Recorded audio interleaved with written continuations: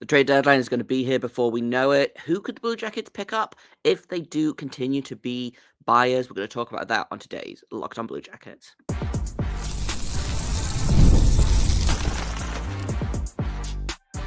You're Locked On Blue Jackets, your daily podcast on the Columbus Blue Jackets, part of the Locked On Podcast Network, your team every day.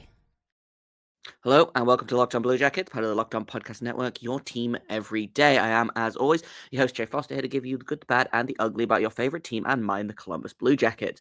Before we get things started, I want to thank everyone for making this your first listen of the day every single day. Locked On Blue Jackets is free and available on all podcast platforms and over on YouTube. And we're going to talk about free agency today. Obviously, the Four Nations break is happening. I think the games start literally tonight, so it'll be hockey, which is, not nothing. But there is not an official trade freeze going on while the Four Nations is going on. And there's some people that think that maybe players could be not returning to the team that they left when the break is over. So Don Waddell has said that the Blue Jackets are going to be, quote, moderate buyers, which I am taking to understand they're not going to be in on any of the big names, but they might do some, trade a mid-round pick for a middle six guy. There's reports out there that they're after a top 9 forward. There are reports that they want a top 6 winger. Like, Don Waddell has talked that, he doesn't necessarily want to go for rentals. He's looking at maybe picking up, a young player with term or potentially someone who's on an expiring RFA contract, things like that. And there's a bunch of names out there. I've talked about a couple of them. One of them, Brandon Saad, I talked about. Obviously, he was waived. He was not a trade deadline an acquisition, but he could be. He terminated his contract. He's with Vegas now, so I imagine he's been taken off the board. JT Miller has been taken off the board, which is good because I didn't want him. Elias Pettersson has been taken off the board, reportedly. They've removed him from the trade market. I guess they decided that they're going to see if no more JT Miller can fix whatever's going on with Pettersson. And I think that's it for the names that have been rumbling around. There's still no indication. I talked about this a little bit yesterday.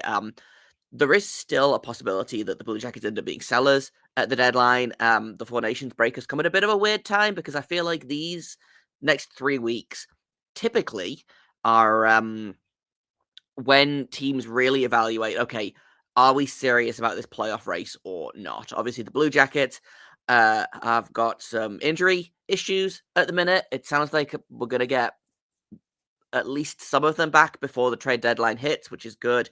We might get Marchenko back as soon as the outdoor game, which I think is the 4th game after the break, which is great news. Fabro hoping to be back. Boone Jenner will be back. So, the Blue Jackets don't need to do a lot, I don't think. They really are kind of seeing, all of these injured players are our deadline acquisitions, and I think they're probably going to view Provorov as a deadline acquisition as well. But if the price is right, if there's a player that they like that's out there that they can pick up, Don Waddell is working the phones, as they say. Now, he's kind of a slow worker. Again, for better or worse, sometimes this is good, sometimes this is bad. He doesn't rush into things, but also sometimes he doesn't strike while the iron is hot, So there are some pros, there are some cons, but there are a bunch of names that have been linked to the Blue Jackets. There's a bunch of options out there, and I think, especially in the West, where the playoff picture is starting to get a little more defined. The East is a nightmare, and I think that's really maybe holding things up. Because the second wildcard spot right now is held by Detroit, who has 61 points. And then 1, 2, 3, 4, 5, 6, 7 of the 8 non-playoff teams right now are within 6 points of that playoff spot. So, what do the Penguins do? What do the Flyers do? What do the Canadians do? They're all sitting at 55 points right now. So, they're not out of the race yet, But the West, it's a little bit more defined. There's only 2 teams that are within 6 points of that second wildcard spot. And then you've got St. Louis, Anaheim, Kraken, Seattle, Nashville, Chicago, and San Jose are all at least 8 points or more out of it. So You look at, are the Blues going to sell? Are the Kraken going to sell? We're going to talk about a couple of the Kraken players in a minute here. Like, what are the Ducks going to do? Are they going to, hold firm? Are they going to sell everything with a pulse? Is Chicago going to make more moves? Is San Jose going to keep selling off the adults on the team? Like, there's a lot more likeliness for movement in the West, I think, because so Brock Nelson, who we're going to talk about in a minute, for example, on the Islanders are only 4 points out of a playoff spot. What do the Islanders do? What do the Rangers do? They're 3 points out. It's a mess in the East, and so I think most of the trade movement, if we see trade movement like over the break, I think the trade movement is going to be primarily Western teams selling, potentially Eastern teams buying. I think some Western teams will also buy, but I think it's going to be players from the West will be the ones moving. Just because the playoff race is a little bit there's still chance for movement. The Kings are only 5 points into a playoff spot, and they hold third in the Pacific right now. The Flames are only 3 points out of a playoff spot. Utah is 6 points out of a playoff spot. What are they going to do? That's a really interesting team that, do they sell? Do they buy? Do they stay where they are and hope for the best? There's really... The West is a lot more defined, so it's easier to kind of pick players from those teams that you think, right, okay, are they going to move? But again, you go back to, for example, Brock Nelson for the Islanders, Jake Evans for the Canadians, even, Ivan Provorov for the Blue Jackets. If the Blue Jackets continue to free fall in the next, I think there's 4 or 5 games before the trade deadline, if they lose 3 or more of those games, 4 further out of a playoff spot, do they then turn around and say, yeah, no, we'll get rid of, we'll sell Provorov. The price is right. He's the top defenseman available, or theoretically available. Do they move Sean Corrali? Do they move Justin Danforth? Do they move guys like James Van Riemsdyk? Do they move Kevin Labanc? James Van Riemsdyk is the guy that I hadn't considered them moving on from, but he might be on the move. He's been nearly a point a game over the last month. And playing in the top 6, and has really kind of benefited from playing with guys like Kent Johnson, Cole Sillinger, Luke Delbel Blues. So he could be a guy that's on the move. But and we'll probably do an episode about if the Blue Jackets do decide to sell, who are they going to sell, what could they get for them, etc. But today, I wanted to talk about some names that keep being linked with the Blue Jackets, some names that are maybe a little bit of wishful thinking on my part, and we'll kind of go from there. So let's start off with Brock Nelson, who we've talked about on and off. I feel like he's eligible to become a UFA this July. Allegedly, there are contract extension talks happening with Lou Lamoriello, which makes sense because Brock Nelson is 33 years old and therefore is about to enter the perfect age to be a New York Islander. But supposedly 3-year contract extension is in conversations for him. And the Islanders have pivoted to saying, well, maybe we'll trade Noah Dobson instead, which feels like a wild decision. But Brock Nelson plays center, is probably going to cost a first-round pick, is the thing. So, is that... The Blue Jackets have 2 first-round picks at the minute. They've got their own, and they've got Minnesota's from the David Jiricek trade. Do you give up one of those picks for Brock Nelson? He's got 35 points in 55 games this season, 17 goals. He is a pretty reliable... He's scored 30 goals in each of his last 3 seasons. And, again, crucially, he plays center, which... I don't necessarily think they need to go out and pick up another veteran center. I would much rather they went out and picked up a winger. I think Brock Nelson is a little bit too rich for my taste. Obviously, the Blue Jackets have the cap to make it work. But if they are, Fantilli's healthy, knock on wood. They've got Sillinger. They're probably going to get Luca Del Bobolus back after the Four Nations break. They've sent him down to Cleveland so he can keep playing down there. Corrali is a perfectly cromulent 4th-line center. They're going to get Sean Monahan back in probably a couple of weeks after the Four Nations break. If all goes well. So, like, the only reason I would maybe go and pick up a guy like Brock Nelson is if, for example, Sean Monahan has another setback or they suffer another, knock on wood, injury to their center depth. But since the Monahan injury, like, center depth has taken a little bit of a hit, but hasn't really been like an issue. Like, Adam Fantilli has stepped up wonderfully in that 1C role. Sillinger, I feel like, has reached another level. Luca Del Baluz is a real revelation. You know, Justin Danforth is playing that 3C spot at the minute. They've moved Sillinger to wing. They could very easily move him back to center, but I don't think Brock Nelson makes sense for this team. It feels very expensive, and there's no point in extending him, if you ask me. So I don't know that Brock Nelson is a guy that makes sense. I do want to talk about a different Brock, though, that makes more sense to my mind. And he has not officially been linked with the Blue Jackets, but I feel like his name comes up every summer as this guy might get moved. So I want to talk a little bit about Brock Boeser in a minute. We're going to take a quick break, and then we'll come right back, and we'll talk about Brock Boeser here on Locked On Blue Jackets. First, I've got to tell you about Factor. Are you looking to optimize your nutrition this year? Factor makes eating well easy with chef-prepared, dietitian-approved meals that are fresh, never frozen, and ready to heat and eat in just 2 minutes. They've got 40 options over 8 different dietary preferences every week. You can customize your meals to fit your lifestyle, whether you want calorie smart, protein plus, keto plus. They offer wholesome smoothies, breakfasts, and grab-and-go snacks to keep you fueled all day long. I love how Factor takes the stress out of meal planning. It's so convenient. It's so easy to do. There's no prep. There's no mess. You just throw it in the microwave for 2 minutes, and then you get to eat a delicious meal. I love to cook, but I don't always have the time to do so, and Factor has really helped out there. So eat smart with Factor. Get started at factormeals.com/. Locked on NHL 50 off and use code Locked on NHL 50 off to get 50% off your first box plus free shipping. That's code LOCKEDON NHL 50OFF at factormeals.com/. LOCKEDON NHL 50OFF to get 50% off plus free shipping on your first box. Welcome back to Locked On Blue Jackets.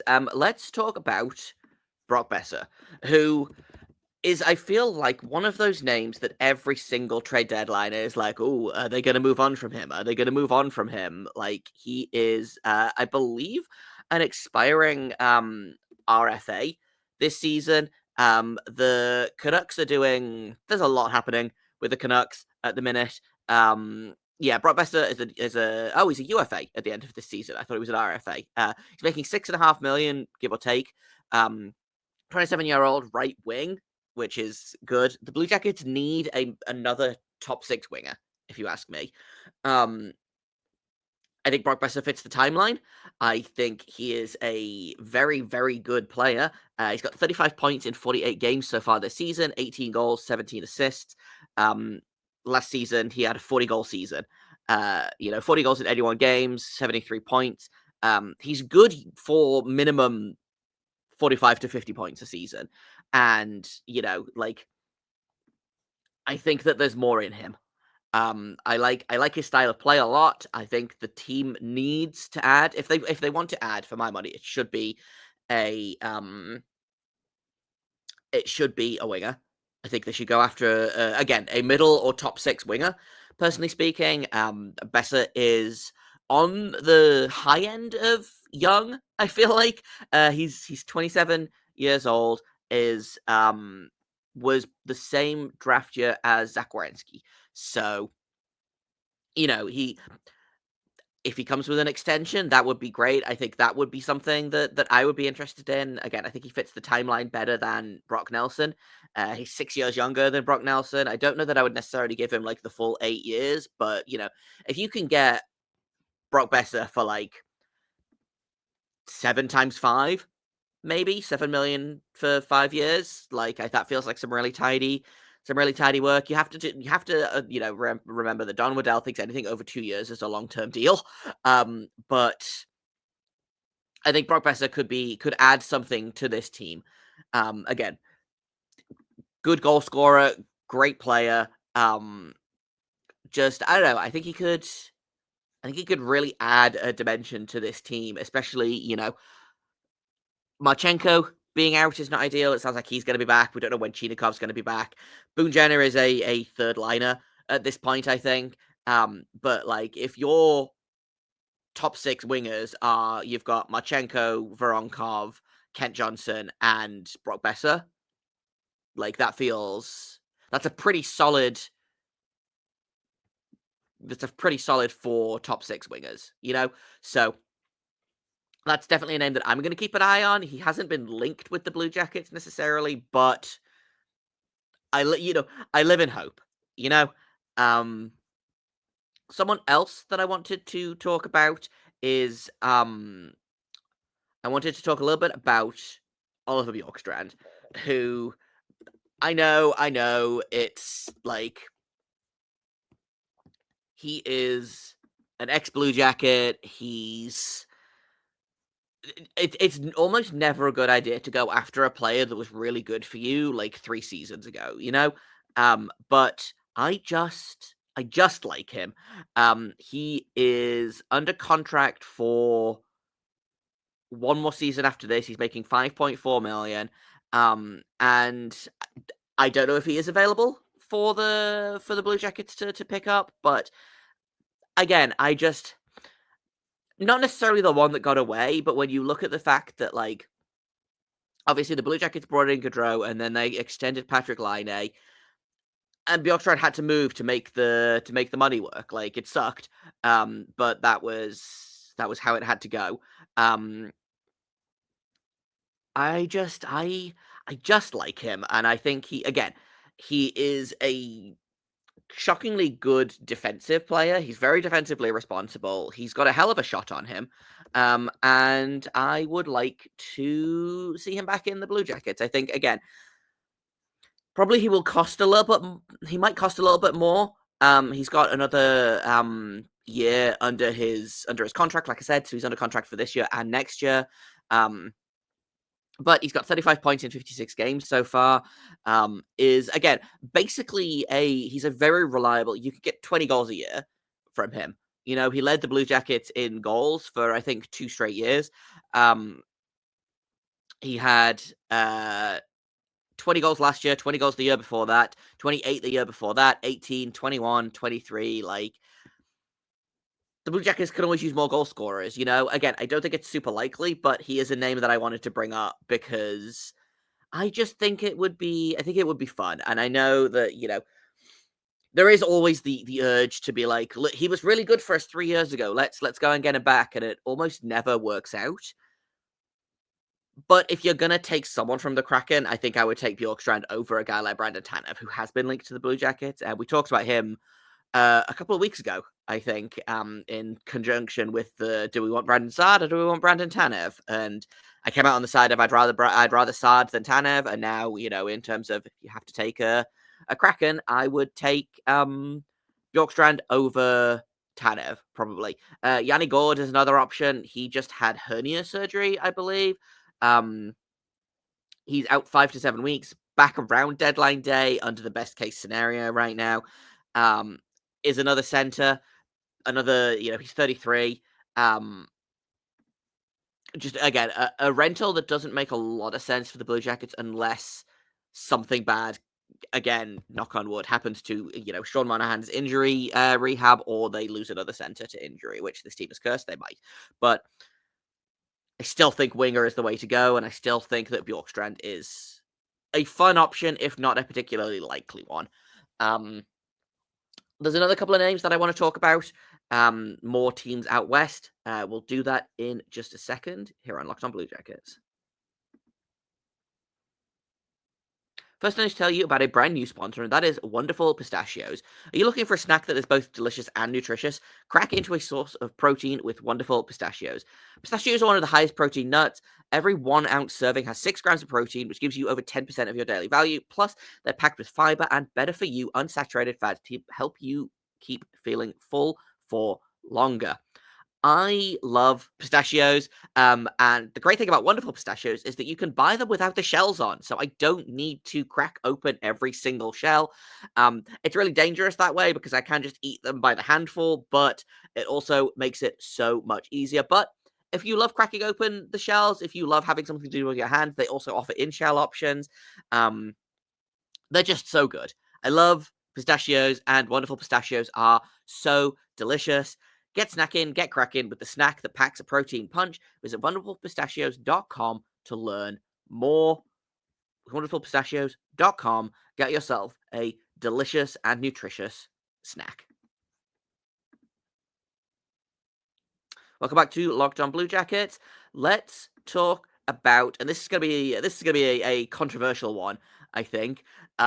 Let's talk about Trevor Zegras, who again continues to be on the move all of the time. Like, he has been linked for a skrillion years. Again, he's every single year. Are they going to move on from Trevor Zegras? Are they going to move on from Trevor Zegras? The team is posting a lot of social content about him at the minute, which is suspicious to me. Like, it seems to have come out of nowhere. But Trevor Zegras is currently making $5.75 million for the next 2 years, and then he's an RFA. He's only 23 years old. And I know that he is kind of a controversial player in that, people see him as extremely flashy as opposed to having any kind of substance. He only has 15 points this season. He only had 15 points last season, but the season before that, he had 65 points in 81 games. The season before that, 61 points in 75 games. Like, there's clearly something up with Zegras. Partially, the injury concerns are there. He broke his ankle last season, I think, and then was injured this season as well. But I don't know. I think that there's something there. Like, it feels he's a former 9th overall draft pick. He's still very young. 5.75 is a lot of money, but the Blue Jackets have the cap space. Again, he is a option for a top 6 winger, and they're not similar players, except for the fact that they both have, like, just buckets of skill. Look at how Dean Everson unlocked Kent Johnson this season. Like, if you could get a second Kent Johnson, except his name is Trevor Zegras, like, I don't know, that feels good to me.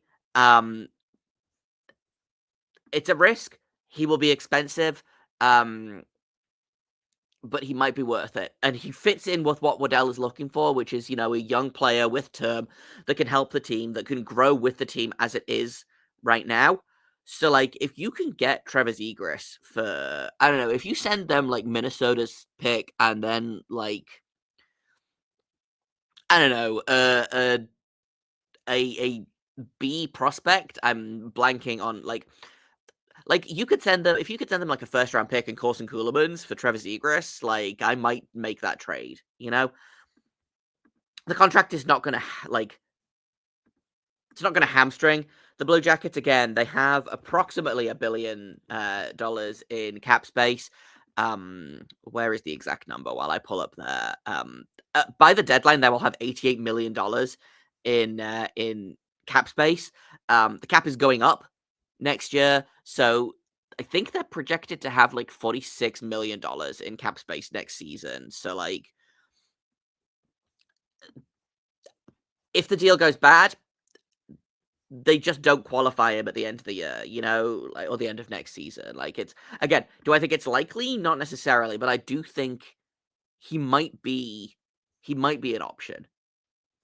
And I think that would be, he's listed as a center, but he plays wing. Like, I would rather have him at the wing, I think. But you can never have too many players that know how to play center. Like, Kent Johnson ostensibly can play center. Cole Sillinger can play the wing or center. He's better at center, in my opinion. Boone Jenner is a guy that is a winger that's really good at faceoffs. So, like, that's not nothing.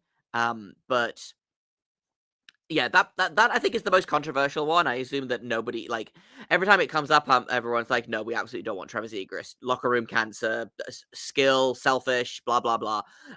But I am out here with my hot take. I think it would be fun to have another skilled guy like that on the team. And again, if Dean Everson can do what he did with Kent Johnson. And I think that was, I'm not putting all of Kent Johnson's success on Everson, but I do think having a coach that, I think having a coach like Everson has worked wonders for Kent Johnson. It's given him the room to grow, but also given him structure. And I think if you give Trevor Zegras a real coach, I think there might be something there. You know, again, 23 is very young still, and it could be interesting. I would like to see it, I think.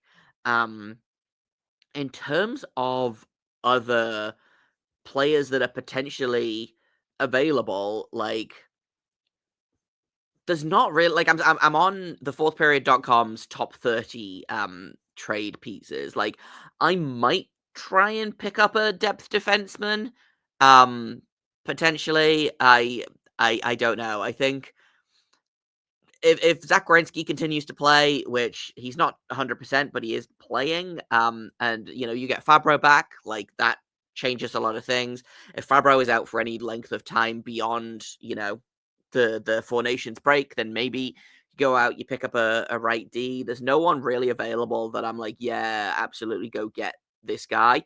Like Ivan Provorov is the best defenseman on the market, for my money. Like just looking at this, like there's a lot going on. Dylan Cousins is an interesting name, not a defenseman, but apparently the Sabres are testing the waters on him. He's in the second year of a 7-year contract. He's making $7.1 million. Again, he's 23. I don't understand what Buffalo is doing because apparently Dylan Cousins is available. Bowen Byram is available. Owen Power is apparently available, which is wild because I feel like he also just signed like a huge extension. Cousins has 27 points in 54 games this season, which is going to be, it's on pace for a down year for him. He had 47 last year, 68 the year before that. And again, $7.5 million is a lot of money for the next skrillion years. But again, I don't understand what Buffalo is doing, and it's likely that that's not like we'll throw you a couple of picks and a prospect. Like that's we want a roster player in return for him. But yeah, like Owen Power just signed an 8-year, like $8.35 million. And apparently he's available for a price. I would take Owen Power. I like Owen Power a lot. I don't know how he would fit into the Blue Jackets system necessarily, but it's a fun name to think about. He's Ken Johnson and he are really close friends, so that's always fun. And he's only 22 years old, so again, it would be a hefty price tag, but could be fun.